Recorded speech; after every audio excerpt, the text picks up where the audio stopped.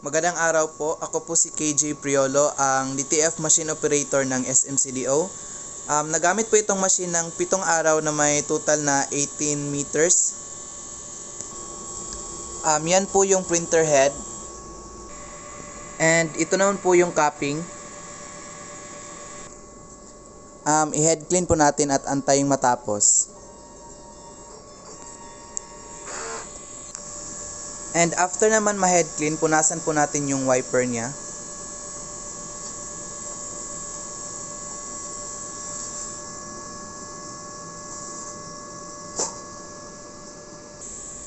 Mag-check nozzle po tayo.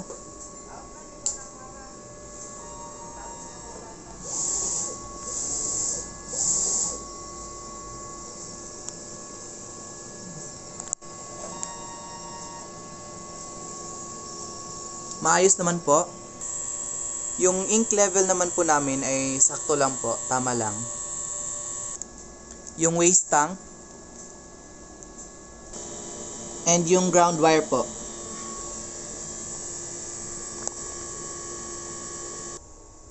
Ito po yung stocks ng used ink at ito naman po yung sa unused inks. Ito naman yung sa unused na powder. Yung unused na film. And ito naman po yung records sa mga nagamit na ink sa white. Sa magenta po.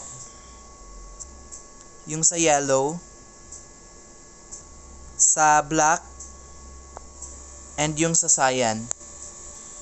Ito naman yung sa powder. And yung sa film po. Yung daily output po. At yung daily checklist namin po. Yun lang po, maraming salamat.